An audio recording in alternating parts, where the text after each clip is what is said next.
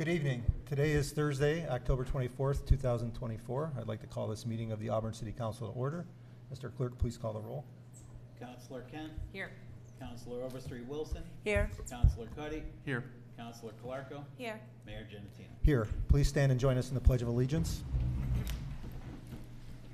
I pledge allegiance to the flag of the United States of America and to the republic for which it stands, one nation, under God, indivisible, with liberty and justice for all.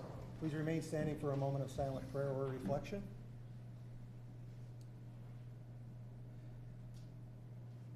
Thank you. Please be seated. Public announcements. Thank you, Mayor. We do have a couple of announcements this evening. I want to remind everybody that this Saturday at Falcon Park is the 4th annual Home Run Halloween event. This is sponsored by the Auburn Double Days and the City of Auburn Parks and Recreation. Free for all, and it's an event for children for Halloween. The times are 3 till 6 p.m. and the weather is looking good for the weekend, so we should be able to pull this thing off. Lots of activities for the kids between those hours, and there's going to be about 20 different organizations down there with tabling for the trick-or-treating. Then we have, want to remind everybody that early voting in New York State starts this week on Saturday, October 26th, and goes through Sunday, November 3rd. In the city of Auburn, their early vote site location is the Clifford Park Clubhouse at 81 Mary Street.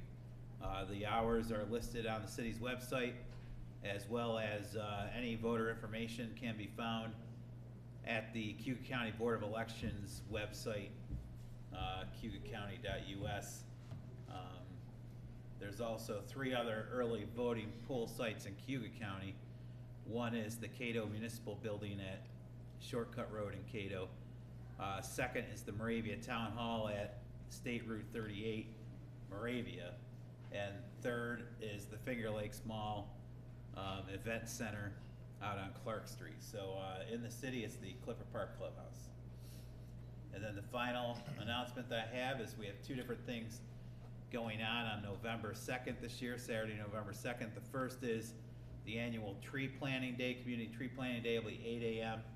down at, volunteers are asked to meet at the Garrow Street Permaculture Park, also known as Lepic Park, for instructions that day, and volunteers are needed to help the city plant over 100 trees that day.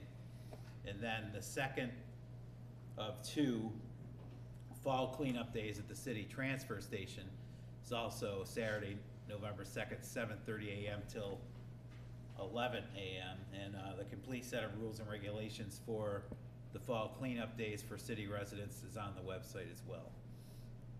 That's all I have tonight. All right, very good. Thank you. Moving on to the public to be heard. At this point in time, we'll open the public to be heard portion of the council meeting. Residents are asked to state their name and address for the record. Please keep remarks to 3 minutes or less. Please observe commonly accepted rules of courtesy and decorum.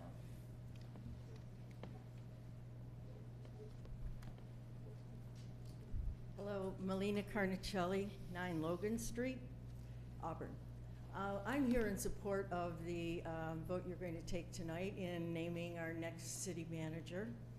And I've known Jenny Haines probably for the whole time she's been here at City Hall, making a wonderful, good difference for our city. I've also known her to be quite an accomplished, effective woman in government leadership. So I want to say congratulations, Mayor and council members, for this historic appointment. And brava, Jenny Haines. I know we're going to be well served under your tenure. Thank you for all you've done. Thank you to the current city manager as well. Thank you. Is there anybody else wishing to be heard this evening? Yes, ma'am.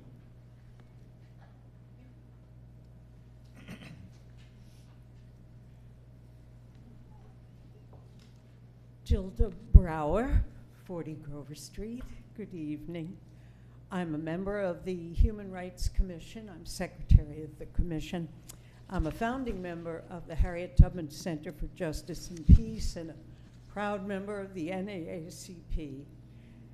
Our present situation of addressing excessive force directed towards blacks is unfortunately a long-standing, deep cultural issue. During the war on drugs, the prison population in America grew from 230,000 nationwide to over 2 million. And an unbelievable percentage of that is directed towards black Americans. Every day during the war on drugs, and I remember very well watching the morning news, and every day it showed black men arrested for drug crimes in Syracuse.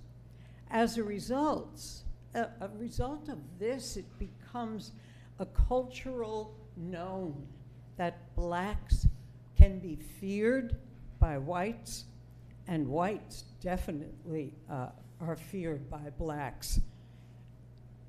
This day, blacks justifiably fear police. Now, it doesn't mean that our police is is not correctly oriented towards their community, but it does definitely indicate that the culture we all experience creates a tremendous force of negativity towards black men, and specifically towards incarceration. So the commission recently, Human Rights Commission, heard a complaint from a black man pulled over without knowing why, which certainly can happen to anyone, but then was forced to wait a long time and never knew why. For a long time, and that whole time, that black man naturally felt that he would be arrested. There was a very good chance that he could be arrested. Now, the laws and procedures, the police person definitely has to see to his or her protection, as well as the protection of the community and the people that they're interacting with. But cultural condition causes both to be mutually mistrustful and increases the probability of escalation and excessive force. I know we stand together, everyone in this community, law enforcement and citizens together, wanting to heal. Ms. Brower? Yes, your time I understand. is up. Thank you. Thank you, ma'am. Thank you. Is there anybody else wishing to be heard this evening? Yes, ma'am.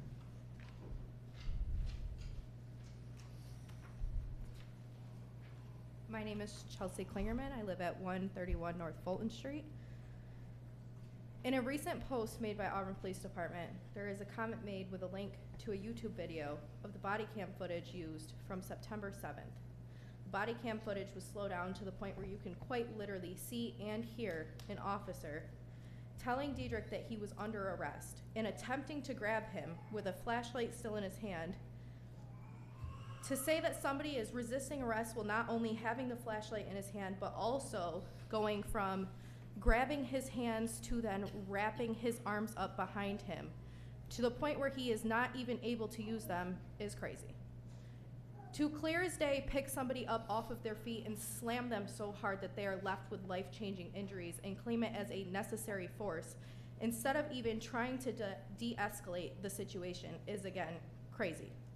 It's extremely unprofessional, it's immoral, and what's even more frustrating is this isn't the first or the last time that this officer has used excessive force on a member of the community. It's heartbreaking to know that it took an officer to physically assault somebody at a bar off duty, which, if I must be honest, shows his true colors. For some kind of punishment to even happen, I pray Auburn Police Department gets this together and they do it very soon rather than later. Thank you, ma'am. Is there anyone else wishing to be heard? Yes, ma'am.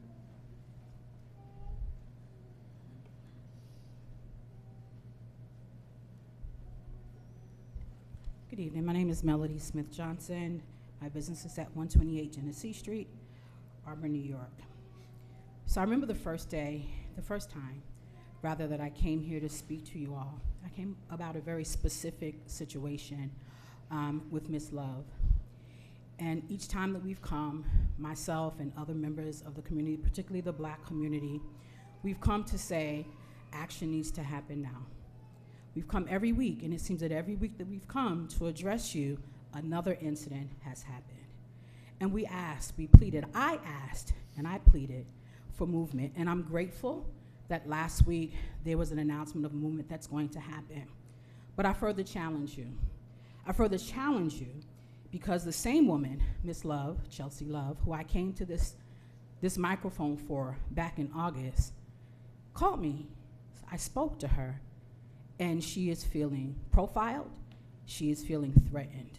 And so I say to each and every one of you, mayor and council, that whatever you are doing, as you're announcing to us, and I'm sure that you're working hard, you must move faster, and you must be more courageous or more bold.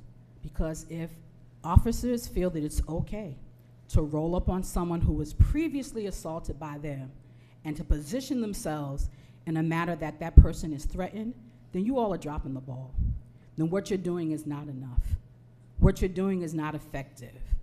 If an officer feels that they have the authority and the power to positionally threaten a Black woman in her space, what you're doing is not enough. What you're doing is not happening fast enough. What you're doing is not as effective as it needs to be, because that is dangerous. We want to get home safe. We want to be on the streets of Auburn safe. We want officers to be safe. What you're doing is not enough. What you're doing is not as effective as it should be. I challenge you to be bolder. I challenge you to be courageous, consistently, right now. Thank you. Thank you. Is there anyone else wishing to be heard? Yes, sir. Tim Lattimore, 63 South Street. I'd like to congratulate Jenny Haines on the new appointment. It's nice to see Mayor Carncelli here and Councilor. Congratulations, and hope to see you later cutting ribbons. Is there anyone else wishing to be heard this evening? Close the public to be heard and move on to the approval of the meeting minutes from October 10th, 2024. Do we have a sponsor? Councilor Cuddy, second by Councilor Overstreet Wilson. Any questions, discussion, changes? Hearing none, please call the roll. Counselor Kent? Yes. Counselor Overstreet Wilson? Yes. Counselor Cuddy? Yes. Counselor Calarco? Aye. Mayor Jensen? Aye. Carried. Meeting minutes from October 17th, 2024 will be forthcoming. City Manager's report. Thank you, Mayor. Our water treatment plant operators continue to test our raw water and our finished water. Our most recent tests have resulted in findings of non-detect for microcystin in both the raw and the finished water.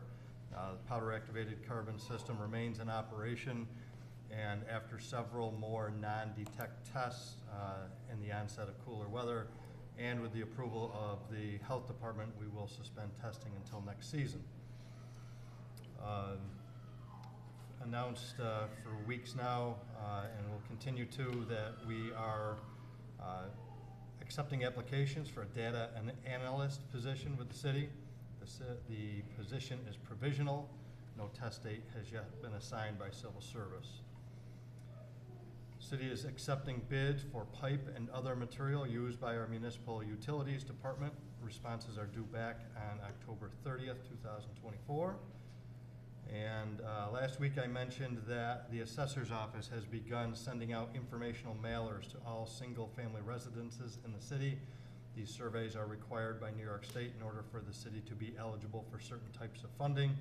And each week, our assessor's office will be sending out approximately 500 letters, so they'll make their way throughout the city. That may inadvertently cause some friends and neighbors to, during conversation, wonder why one has received this letter and the other one has not yet. But given time, everybody will get those. And we'll move on from there. Again, we are going to have the assessor's office do a presentation to council on November 14th regarding property tax equalization rates and trends. And lastly, the RFP that was mentioned last week for community dialogue facilitator has been published on the city webpage. Responses for that are due back on November 13th. All of the necessary information to respond to that RFP is on the city webpage. That's all I have, Mayor. Any questions for Mr. Dygert? Reports from members of council? Councilor Kent?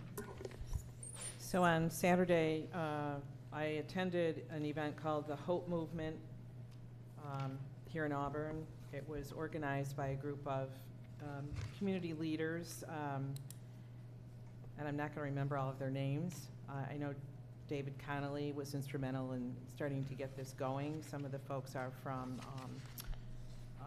Skinny Atlas. We have former librarian and teachers and so forth. The idea of it was to have a roundtable discussion about hope, which is a huge area to kind of wrap your head around. So for this first year, they had invited 3 speakers, and I'm just going to mention them. Dr. Kareem Ali Kassan from Cornell University. His approach, he was the keynote, and he was an incredible speaker, and his approach was the work he's doing cross-culturally. He called it Hope in Practice, and he's been going around the world and connecting culture with ecology and relating it to climate variation. And so he's going into very remote, poor areas in Afghanistan and Russia and working with folks. He's been doing this since 1998. He just was a dynamic speaker, period. We also had Dr. Barbara Connor, who was previously an emergency room doctor here at our hospital in Auburn. She has done a lot of work with the Lost Boys in Sudan organization, helping to build a hospital in Sudan, and continues to go over there, working with folks that have great need in war-torn areas. And so her address was very passionate. And we also had a young man named Elijah Murphy, who's earning a PhD in clinical psychology at the University of Houston. He was inspired after the Floyd George incident. He was a student, a psychology student, to change his major and focus on clinical psychology. And he decided to approach all of he said, the feelings he had and what he saw happening with his family and friends by trying to study hope and resilience and bring that to communities. And so he's still working on that. He was a very dynamic speaker. Went to so that was a wonderful way to start the day. Then I went to the Auburn Education Foundation Gobble and Go event, which was well attended. We had a beautiful day. And then finally I went to Seymour Library and listened to Joe Holland give a presentation on his book called Make Your Own History. He's the son of Jerome Brudd Holland, as you know, was an Auburn resident and was a previous ambassador to Sweden, was the college president for 2 different colleges, and Joe in his own right is very successful. So that was a very pleasant event, and I got a book. Thanks. You're welcome. Counselor? Yeah, thank you. On Friday, I, along with Chuck and Jenny, we attended the Auburn City Leadership Luncheon that was being hosted by the Auburn School District, and learned a lot about the different things that the different organizations in the community are doing just to spread good cheer and wealth and peace. And it was very uplifting to know that, you know, the other organizations in the community are all on the same page, and a lot of it is focused around getting our children what they need to be successful. So I was really excited to hear that. And one of the things that the school district talked about was a program called My Brother's Keeper. And Dr. Burgess said that she is receiving support from the different social justice organizations, but that we as the city are in partnership. So I asked her, I said, at the end, I said, could you just give me a bit of detail about what you specifically mean the city is in partnership? And she didn't really have all the details, so I was hoping Mayor, I'm not sure if it was you or if it was our past mayor that talked about being in partnership with My Brother's Keeper. I'm not familiar with what the nature of our partnership is. Do you know a little bit? Could you tell us a little bit Sure, about the nature of what our that- partnership was that there was a joint letter endorsing the program. So it's an endorsement of the program, so we're Correct. not necessarily paying for it, or, No, the initial funding comes from My Brother's Keeper, and I believe it's for 2 students. The hope is long-term to expand that and to look for other avenues of funding so that we can expand it. okay, so so the nature of our relationship is just that we support that. We know that this is a good program and it's gonna be beneficial to our students, okay? Correct. I am gonna call her back because I do want some more information about that. The national model is a really good model, but there's a high school in Buffalo that did a really good job, and it is actually being recognized nationally. And I hope that's the program that Auburn High is going to run, and we're not just gonna put something together to say that we put it together, and especially if the city's gonna be behind it. That is the type of program that I would want in Auburn. I don't want a check-off program. So if the city's gonna get behind that, and I hope you don't mind that I'm gonna follow up. No, not at all. Okay. Not at all. All right, then, Thank you, the actually. more information that I get, I'll definitely You know, report back. Very good. we're still awaiting final approval, as far as I know. Everything to apply for that program has been submitted, and it requires the mayor's support. But As we're the very, model, the model actually requires? Yes. Okay, so in Yeah. every city that it's being implemented in, yeah, so it does require? it's got the support of the mayor. Okay. That was part of the grant requirement. And I know that Dr. Burgess has been doing the work on this, and she's, as far as I know, we're just still awaiting final approval. She did mention that Yeah. The final approval, she had heard that we were approved as a district, that we were approved, but she was waiting because she indicated that during the actual luncheon. She also said, now that I'm remembering, I don't have my actual notes, so please forgive me. She also said that there was another program that she was applying for, Black Girls Need Love Too. So I don't know if she was reaching out to the city and if that's a model that would need the city's support as well. Did she talk with I you have not a bit? heard from her Okay. on that program yet, no. All right.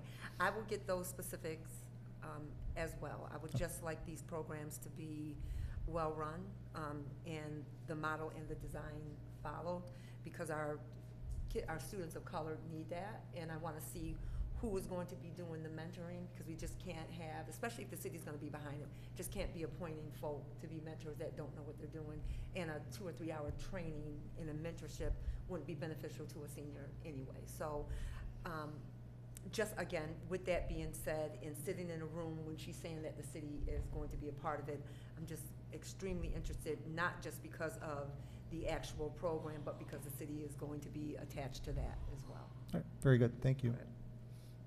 Anyone else? Yesterday, Councilor Cuddy and I attended the monthly Auburn Industrial Development Authority meeting, and there's a significant project that came before the board and was approved. It's an expansion of Beaumere Plastics.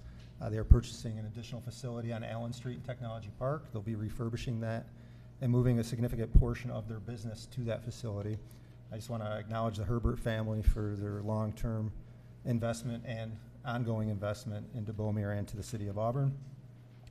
And I believe it was Tuesday, Councilor Kent, City Manager, Ms. Haines, City Clerk, and I attended a tour of the Seward House facility and their DRI project, which there's some pictures on the screen.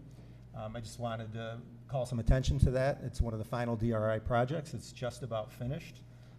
There was significant support from the city for this project. There was $863,000 committed through the Downtown Revitalization Initiative, an additional $250,000 through the American Rescue Plan.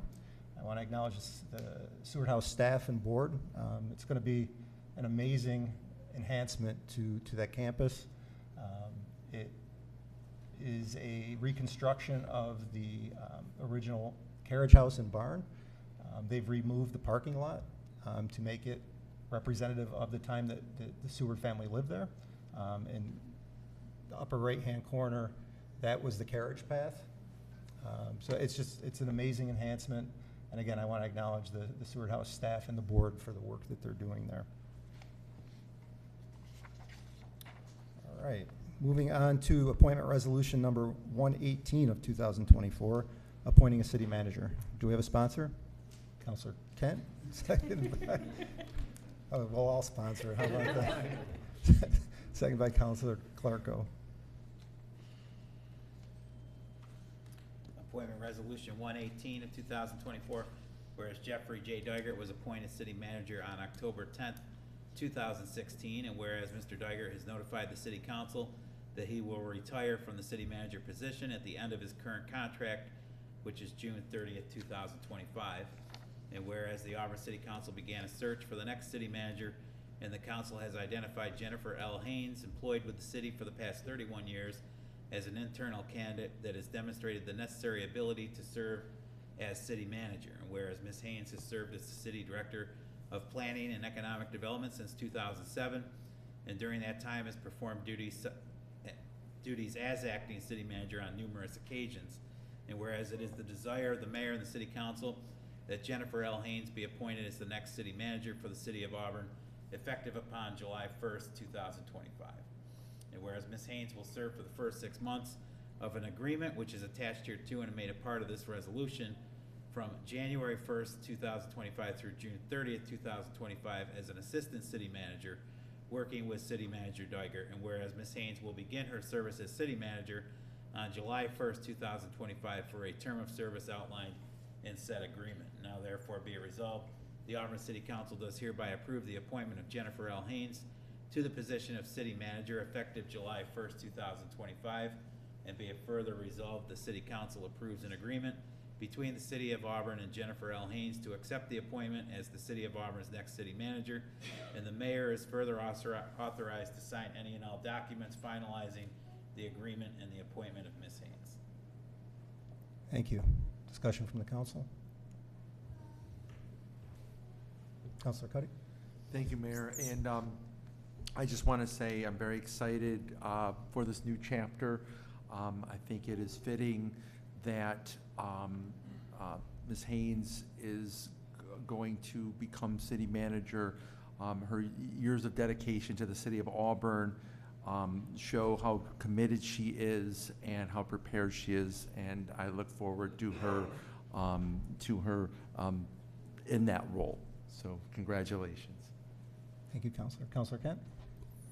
So I haven't known Jenny as long as Melina has, but since I think 2004, I met you, and I have found you over the years to be so responsive. I mean, I have to say that I don't remember ever a time that I didn't come to you with a question and you gave me an answer, usually within an hour. And, you know, we've worked on different projects over the years. We did the comprehensive plan together. We worked through Leadership Huga together. So this is just, I think it's just wonderful that you are willing to take this on. It's a lot of responsibility, as you know, after you've seen a lot over 31 years. So I'm just so thrilled. I'm just so happy that we're going to be accepting you. We're going to miss Jeff. Just don't want to forget that, but you know, thank you so much. Yeah. Thank you, Councilor. Councilor Overstreet Wilson? Jenny, I just want to say congratulations. And I haven't known you that long. I have sung at your church a few times and definitely really enjoyed that. But I will say for the past 10 months, I have sat and spoke with you about different things that are going on in the city just because I don't know. And I often talk about my learning curve and just appreciate your patience and just taking your time, connecting things for me. So when I walk away, I'm like, now it all makes sense. So when I'm sitting and I'm hearing things, I'm like, okay. The way in which she explained it, it was easy for me to receive. The other thing that I want to say connected to your connected to you receiving this position is to be able to sit in this room when so much history is living and breathing. We have two historical women sitting right here, right to my left. We have a body of city government right here that has made history. So to walk out the door today to say that we are in 2024 in a space of making history in Harriet Tubman's chosen hometown is just, it's just remarkable and honoring and humbling to me. So I just want to say congratulations. I am more than confident that you are going to do a fantastic job. And to Jeff, I've known you a couple years, and you've also taken your time and explained things to me as well, and never made me feel like I was asking too many questions, because, you know, clearly I did have a lot. And just the time in which, the way in which I want to say that you explain things to me as well, I genuinely appreciate that, and wish you well in everything that you do in the next 8 months, once you get done June 1. Thank you. Councilor Clerco? I'll be quick because everybody's kind of said everything that is really needed to be said. Thank you, Jeff, for your leadership and all that you've put in over the years, not just as city manager, but back to your days on the fire department. And Jenny, I'm so excited to be working with you moving forward.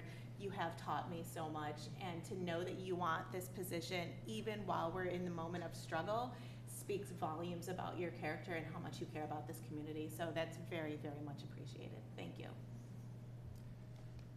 Ms. Haines, I knew you personally before I knew you professionally. We share children that are the same age. I remember going to school events, Cub Scout events, and seeing the way that you parented. And the way one parent speaks volumes about who they are. And that has translated into your professional life as well. I first started working with you professionally 9 years ago. I did not know what I was doing when I sat in that seat, and you were always accessible to me and always helpful. When I moved up to this seat, I know a little bit more than I did then. And you've been accessible and helpful to me in this role as well, and I'm appreciative of that. I've watched how you carry out your duties, how you lead your department, and you do it with integrity, diligence, thoughtfulness. The results speak for themselves. I think you have the respect of everybody in the city organization. You accepting our offer to be the next city manager will allow us to continue all the good work that we've done under Mr. Dygert's leadership. The city looks much different than it did a decade ago, and you have had a huge hand in that. Former Mayor Carnicelli, thank you for being here tonight. I think it's important that you are here tonight. As a mayor, I get to welcome every fourth grader in the district to City Hall every year. This was my first year doing that, and one of the things we talk about is all the mayors, and they look around the room, and I always ask them, when you look at the pictures, there's one picture where two things are different, and they always get it. One picture is in color, and one picture is a female. And we talk about how historically significant that was, and now we also talk about former Councilor Bunker, whose picture is on the wall. Then we talk about how this council is a historic council, the most diverse in the history of the city.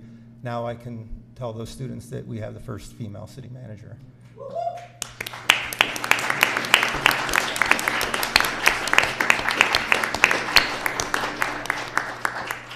So with that, we will call the roll. Councilor Kent? Yes. Councilor Overstreet Wilson? Yes. Councilor Cuddy? Yes. Councilor Calarco? Aye. Mayor Genatino? Aye. Carried.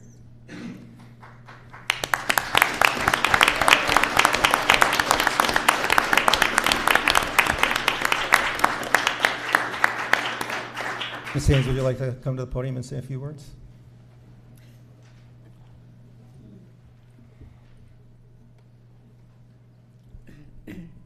Thank you, Mayor and members of Council, for this overwhelming honor and opportunity to continue to serve our community that we all love in a new capacity. I'm thankful to the City Council and the City Manager for your foresight and planning and putting resources in place for a well thought out and smooth transition. There are exciting opportunities and partnerships for us to pursue together as we focus on providing our services to our residents, businesses, organizations, and visitors with excellence. We have good work and hard work ahead of us. I'm grateful to God, my family, friends, co-workers, past and present, community partners for their personal and professional support, which I will continue to need on this new adventure as I have some really big shoes to fill. Thank you.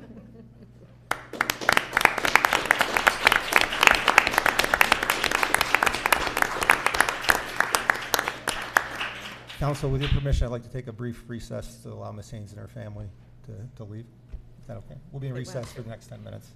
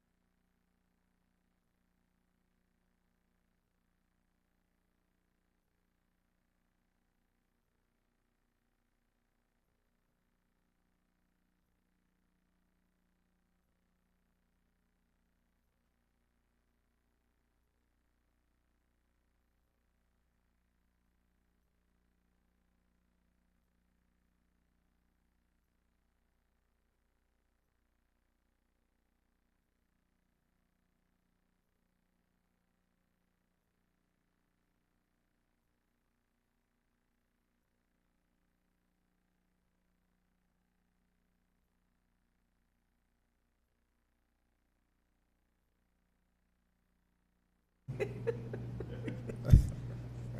going to call the meeting back to order. Have bad news after the good news, you know?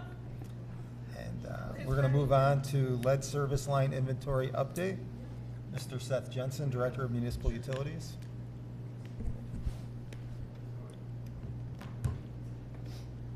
All right.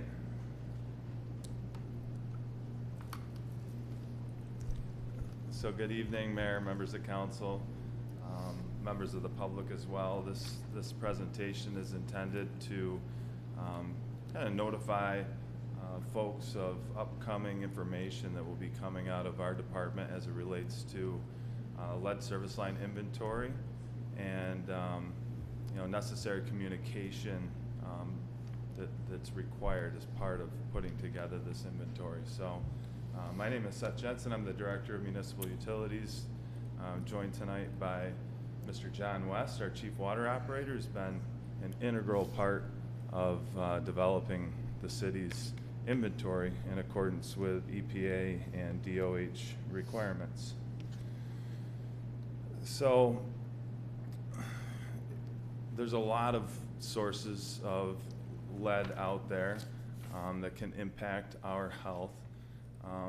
Many of us know about lead paint in homes and spend a lot of time focused in on those older homes and securing them for children because there's significant health impacts associated with lead poisoning, specifically in the younger populations. But there is also threat and potential for lead exposure in our drinking water systems across the country.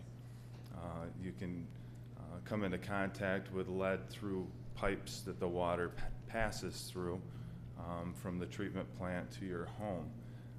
Older homes have lead fittings and fixtures that need to be understood and potentially replaced if possible. Lead solder was used for a number of years on copper pipes. So even though you think your home might be safe and free of lead because you have beautiful copper plumbing all throughout, there's a chance those soldered joints contain lead. And our program specifically has been looking at whether or not Auburn's service lines have lead in them. In general, for water purveyors and the water system, the highest probability of lead exposure in your drinking water is in lead service lines. And many communities across this country are facing this as a crisis because for years and years and years, the standard for installation of service lines from mains to homes was lead pipe. The city of Auburn doesn't appear to have ever had that material type as a standard. So in a way, we are extremely lucky with respect to this issue, but nonetheless have to follow protocol and go through these procedures that will result in some potentially unnecessary communications with our customers, and we're going to work as swiftly as we can to identify, and I'll talk more about that on subsequent slides. So just for everybody's background, I stole this picture off of the website, so there may be some copyright infringements here, but a lot of communities have been spending an awful lot of effort, time, and money on lead service line programs, and as such, there's a lot of information out there. We haven't had to because generally we're in fairly good shape, but the service line is broken down into basically 6 components. You have your water main in the center of the street, and for the city of Auburn, that's ductile iron or cast iron.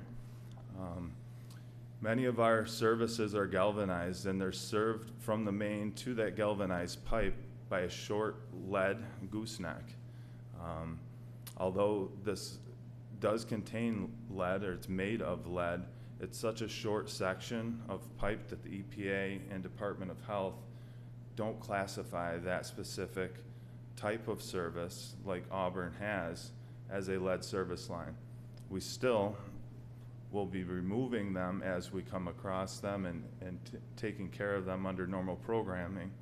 However, it's not a requirement because the exposure risk is so small. Then there's the city side service or within the right-of-way, typically a galvanized line for the city. We have a shut-off, which is right next to your sidewalk. You've seen those little round discs.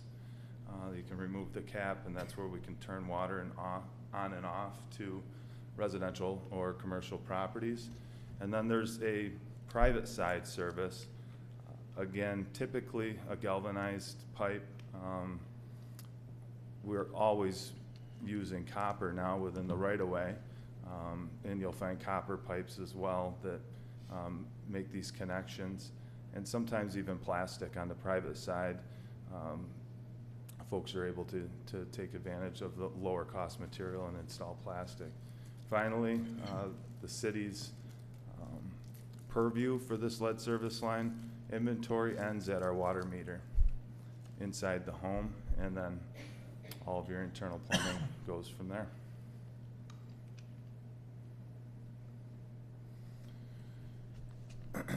So again, this was taken from the US EPA's guidance and website, and it's very close to the process by which we follow. I'll just click through these 5 steps here. So we got started with this early in trying to understand what the requirements were with respect to building out our inventory and what classified a lead service line versus a non-lead service line. And in 2017, we were just fact-finding or trying to figure this out. It went through some iterations. They were close to legislation. There was a change in president. That legislation didn't go through at that time because the new administration wanted to review the EPA's guidance on this. And you know, the goal is to basically try to understand across the nation what our lead exposure risk is. In 2022, a template was provided to the city of Auburn and all municipalities within the state of New York by the New York State Department of Health. And although we had started to at least review and try to figure out our records and what we had to be able to build out our inventory, we didn't want to get too far ahead of ourselves without the proper guidance. So it wasn't really until 2022 that we started diving into, let's start filling out this inventory to meet the requirements of the health department.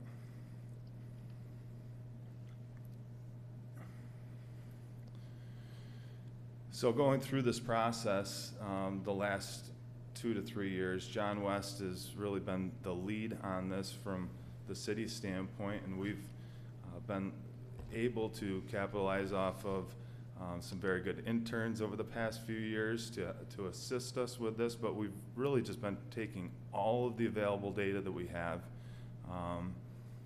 like tap cards or our service cards.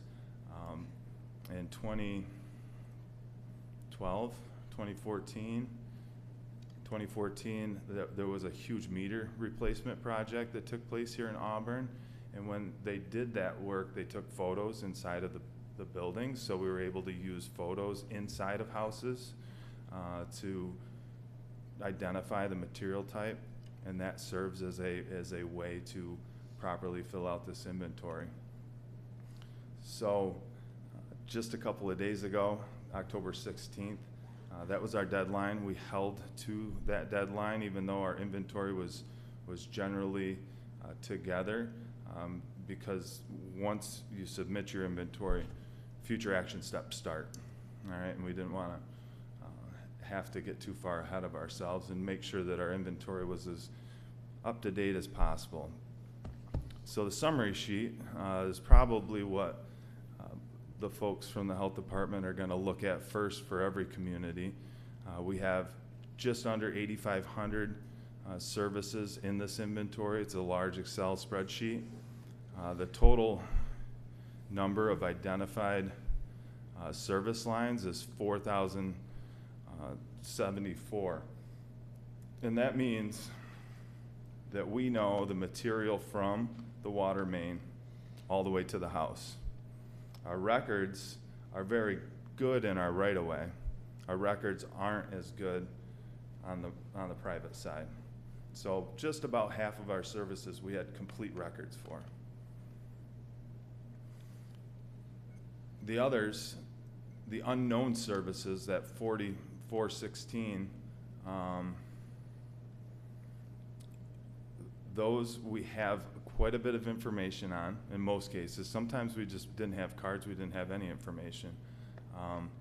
But those unknown services will need to be known over the next few years. So we're going to be working with our community to fill in those blanks, and ourselves to fill in those blanks. The other one there, the total number of GSLRR, those are galvanized service lines requiring replacement. So we have 161 of those. What that means is we know on the residential side that it's galvanized, but then on the public side, we don't have any information. And if we don't have any information on our side, we have to assume that it was lead, or at one point in time it might have been lead, even though it's galvanized now. Lead can leach into galvanized pipes, and if there's a long section of lead in front of a galvanized pipe as it flows into the house, that galvanized pipe requires replacement under this program. So those letters have to be different than the unknown letters. So we have two types of communication that we'll be pumping out as a result of this. That information has to be provided to our residents within 30 days of the inventory, so that means by November 15th, we'll have to mail out about 4,500 letters. 4,400 letters will be, you have an unknown service, and I can show you an example a little bit later of what that looks like. And then the 161 letters will say you have you potentially have a galvanized service line requiring replacement. They don't have to replace their service line right away. What they're gonna have to do, or what we're gonna have to do, is prioritize those and find out more information on those lines to be able to potentially take them off the list. Because if we pothole down on, say, where the curb stop is, or where that shutoff is, we can see the line going into the house, we can see the line going to the main. And if it's galvanized, it's not necessarily has to be replaced. Should it be replaced? It probably should, because it's old and it's been there for a long time, and there's chances are that the flow is restricted because the inside of the pipe is corroded at this point. But customers will not have to replace if we can get in there and identify them.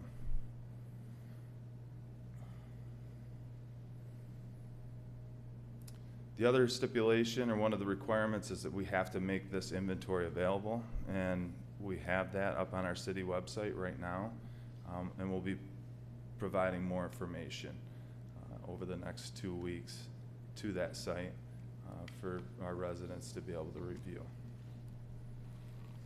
In the future, one of the things that I'd like to do, because this inventory is so massive in size, when you print it out as a PDF, it gets really small.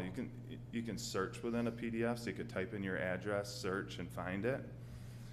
But not everybody knows how to do that, and it's not the easiest thing to do. So over the next year, we're going to build this whole program out as a GIS map and make it available to the public, so that they can just go in and search by address, and it'll populate their service line. Other little things that we have to do, like if there's a property transfer, the lawyer will call our water billing department and say, hey, you know, Joe's selling his house to Sam, Sam's the new owner. We'll have to provide that information on what their type of service line is, if it's an unknown service and if it's a galvanized service requiring replacement. So anytime there's a change in ownership, we have to provide notice.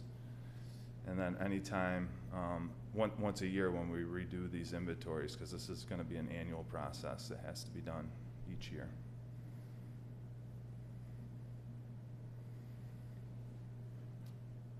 So here's the plan, I think. This is kind of what I'm thinking. So we're going to continue to replace galvanized water services out in the right of way with our capital improvement programs and projects. We're gonna continue to work with residents and customers as they want to replace their services or as they're doing improvements to their home. This is a difficult project for some communities because for instance, for Auburn, our code says that the water service and the sewer service is the customer's responsibility from the main to their house. And that can get pretty costly. So if you had a lead service line, and say you're in the city of Syracuse with that same type of code, you know, that could be a $5,000 or $6,000 expense, maybe more, to replace their service line if it was lead. Here we're so fortunate that we don't have those lead service lines. We have a few that we haven't identified completely, that 161, but my guess is we're not going to find much lead in our water services. That guess is based on experience from our crews. I'm not sure if you guys know Mike Delph. He's our crew chief. He's been in the water department for 35 plus years now, specifically doing this type of work every year for 35 years. He's come across 2 lead service lines in his entire career. So it's really not the standard in Auburn, and we're so lucky. You know, not to use lead, but we definitely dodged a bullet with that, because some communities, like Chicago, have hundreds and hundreds of thousands of lead service lines and billions of dollars that will have to get pumped into these communities to get the lead out. One thing that we've talked about at Plumbing Board, and also I've seen over the course of the last few years, is we set a cap for our revolving loan water and sewer program to try to control costs for property owners so that people wouldn't get taken advantage of with the pricing to replace their service line. But over the last 10 years, a lot has changed with the market. You know, it was $2,500 was the fee that was set in our program. It's currently set in our program for a water service replacement. I'm seeing more and more now that people that take advantage of that program are also spending cash out of pocket to be able to, you know, completely pay off that bill with their plumber. So we're gonna recommend to council that we revisit our program and ask that be increased from $2,500 for water to $3,500 for a water service and $9,000 to $12,000 for a sewer service. With that, though, a stipulation requiring that plumbers supply their detailed itemized costs to us to review to ensure that that's not happening. Hopefully help to protect the customer. Did I miss anything here? Nope. The 5th bubble is identify funding, and Onia's in the crowd here tonight. Onia Closter. She was instrumental in writing a grant for our department about this time last year to the state of New York, in which we received an award of almost $1 million. It's taken since we heard about the award maybe in the fall of last year until the fall of this year to have a contract, but that contract was just executed in September of this year. And this is huge for us because we don't have many lead service lines, but our inventory is incomplete, so we have to send out all these notifications every year, which is expensive, and it raises alarm to customers that's not necessary. But if we don't know and have a record that says there's a copper pipe in the ground or a galvanized pipe in the ground, the program makes us assume that it's lead until we figure it out. So we're going to utilize this money, and I don't think many communities are doing it this way, but we're going to try to funnel as much funding to our own staff to do this work, to build out this inventory. We're going to rely on customers if possible, so the notifications we send out are going to empower the customer to go into the basement, take a picture of their service, send us a picture of their service with the address, and then we can fill out our inventory. But if we can't get in the house to figure out what material type's coming into the house, or we don't know what's in the right of way, we have to physically dig and look at the pipe to know what it is, and then we can say what it is. Go ahead. Is that in the letter? Like if they don't take a picture, then we would have to physically dig. I mean, obviously it's more desirable to provide access to the city. Correct. But in some cases, like I said, we might have the record on the private side. We might know that it's galvanized, or some services we don't have any information. All that tells us from the basement, if we can see the material coming in the basement, it tells us that the private side, or the non-right-of-way side, what that material type is. It doesn't tell us what the right-of-way side is. So even if we get that information from them on those types of services that we have no records on, we'll still have to dig. So there's like 3 different situations. There's going to be situations where we know what's in the right-of-way, we don't know what is private. There'll be a huge help there. Or we'll go door to door and knock on doors and ask, present ourselves and see if we can access their basement to take a picture and verify ourselves, or help them through that process if they can't go take a picture and email it to us. So that's one scenario. We can complete the inventory just by getting access to the house. The more difficult one is if we don't know the material type in the right-of-way. That we can only figure out by digging. So in this grant, $550,000 is going towards a lease of a new Vector truck. And that Vector truck will be used just for hydro excavation. So we'll literally be able to drill a hole into the ground, good ground, that's maybe 18 inches in diameter, right down over that shutoff, and see the pipe on both sides, and then fill the hole back in. So it's fairly non-invasive. It's not like we're digging a big hole in somebody's front yard, and it's very efficient. And a lot of communities are doing things like that. I believe Aqua bought 3 Vectors or 2 Vectors just for this program out of their own money. So this is a huge savings. I mean, $550,000 is a lot of money for Auburn to come up with for another piece of equipment. But this will be very helpful. And then $300,000 will be our workforce out there doing the work. Whether it's during the day, during the night, or on the weekend, all of that time that we allocate to this specific project for inventory can be billed back to this grant. So we'll have some nice offsets from that.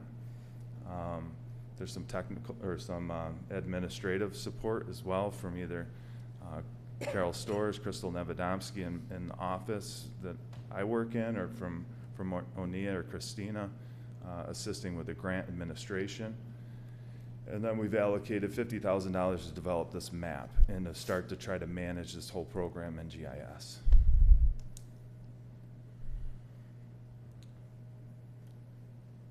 So that's the presentation. I don't know if you guys have any questions, or if you're interested in seeing like a quick snapshot of what those letters might look like. You want to take a quick look? Yeah.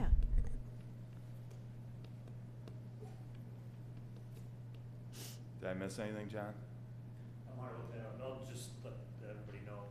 So every 3 years, we're required to do lead copper testing. The last set was done last summer, so we're required to get it in 2026 as well.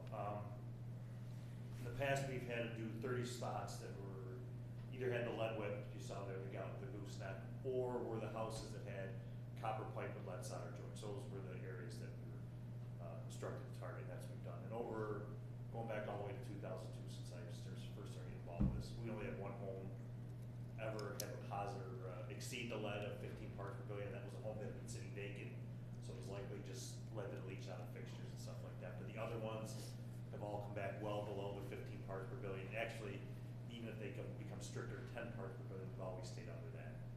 The one thing that will change though with this new inventory is we'll be targeting the summer 2026 unknowns most likely, because we'll have to assume they are lead. And we'll be increasing the sampling total, I believe, up to 60 sites. And we'll have to be targeting some of the schools, I believe, and daycares and things like that. So probably start working next summer, summer 2025, getting our list together. We're gonna try to sample in 2026. So, while we don't anticipate any problems with what I've seen over the past 20 years, you don't know for sure, but we, like Seth said, we haven't seen a lot of lead in our system, so we don't anticipate it being an issue. You know, we'll see when this next set of samples in 2026. They're also lowering the action level for communities, right? And we've traditionally been below, even below that, even heightened restrictions. So we're really lucky in Auburn with our raw water with respect to lead. A lot of it has to do with pH. Like that, I think that was like the major crux of Flint, Michigan, was changing water source and not having corrosion protection, and significant amount of lead leached out of their system as a result of you know, a high or low pH water. We have very neutral water that is not corrosive. There's a lot of communities that have to do corrosion protection at their treatment plant to lower or raise the pH so that it doesn't do these things within the system and increase the lead level. So this is our worst of the two letters. I think probably the most nerve-wracking for a customer to get. This is telling them right off the bat, the bold letters, I got to require a replacement. We followed guidelines from the health department. This is like kind of boilerplate, what they want to see, and we've also sent this to the local health department for one final review before we send it out. But it's telling, we have to notify them about their water service line. It's a galvanized service line requiring replacement. I'm happy to forward this along to you guys to review before we mail these out too. If you have any ideas or see things in here you don't like, or suggestions, you know, the more people that can look at it, the better. You know, so it's talking about how these galvanized service lines may have absorbed lead if there was potentially a lead line upstream of them. In Auburn, it's very unlikely that that's the case, but this is just the way that the inventory spit out the information after we provided the necessary detail along each line. So it's telling them that our records indicate that it may have been upstream at one point. We can't say that it definitely there wasn't a lead line there.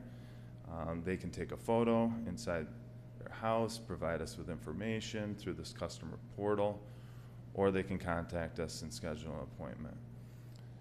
Both letters will have the information related to health effects of lead, which I'm sure many of you know, and then there's also some recommendations for specific to drinking water, to only use cold water.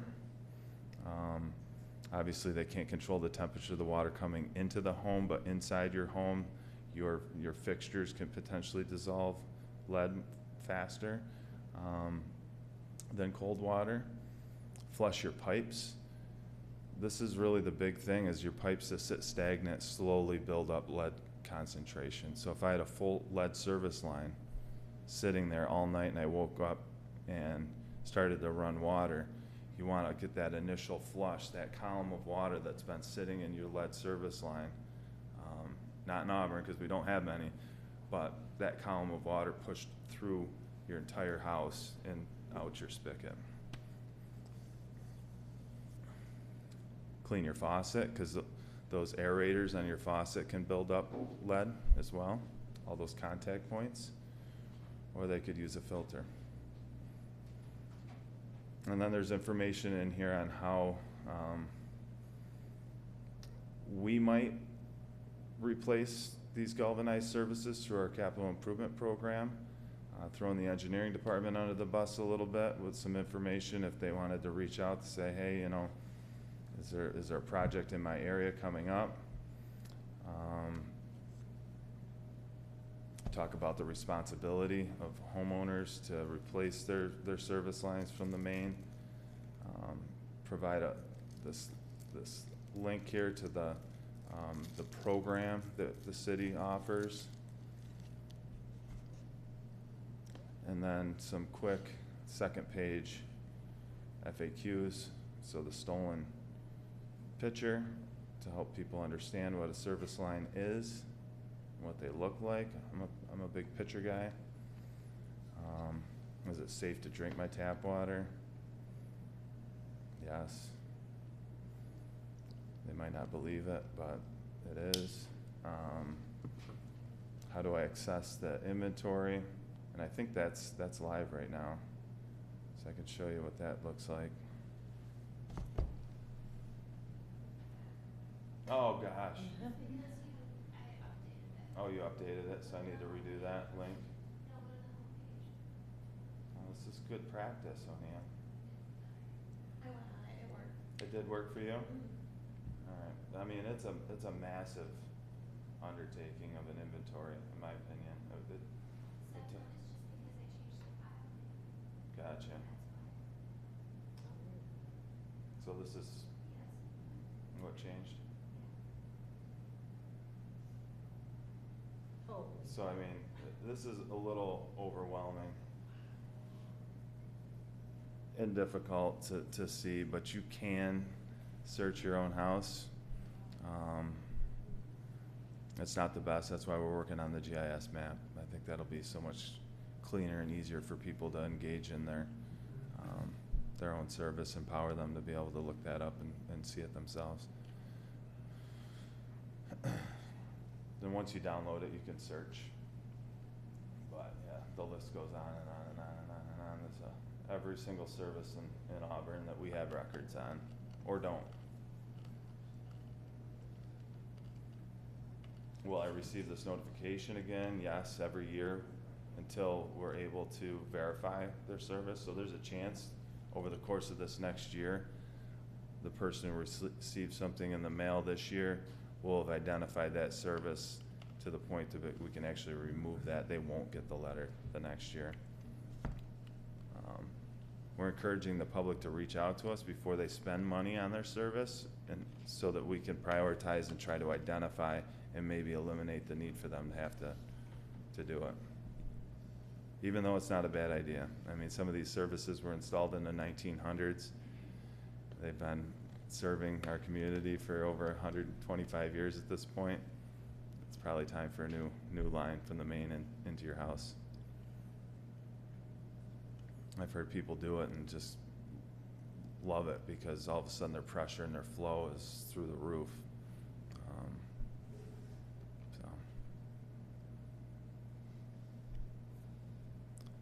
So it's not as bad news as it is in many other communities across upstate New York. I'm sure you've seen some headlines. City of Syracuse recently had an article.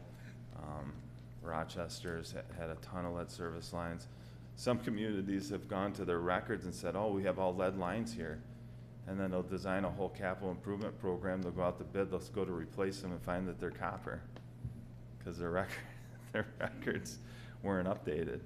And we find that too. I mean, there's every day Tom Gayback's out there. We're using our records are the best that we have. They're normally right on, but sometimes a staff member in the 60s didn't update the card when they put in a service. So. Any questions for Mr. Jensen? So if you guys get questions, because I'm sure you will. Sure. I hope this helps. Councilor Kent? So John made reference to schools and daycare centers. What about other buildings that are not residents? They're in the inventory. They're in the, all these are in the inventory. Yeah. They'll be in there, whether we test them or not, I'll have to go back and look. I'll have a specific set of rules I'll have to follow the test. Okay. And I'll follow it. I think in the past, they wanted a lot of single residences. They did not want double houses or apartment buildings and stuff like that. So I'll have to dig deeper and see if that's still the case. With doing the single homes and then the schools and daycare, if they'll be more flexible with businesses or anything like that. But up until 2020, until the last year, was single residences until you couldn't find enough of them. Then you could move on to say duplex on apartment and stuff. Gotcha. So. Thank you. Aren't our schools and daycare providers they're required to do their own testing too, right? Above and we're gonna have to do it. Okay. For the 2026, I don't think I have to look. If I recall, we have to do, I believe, a certain percentage of them.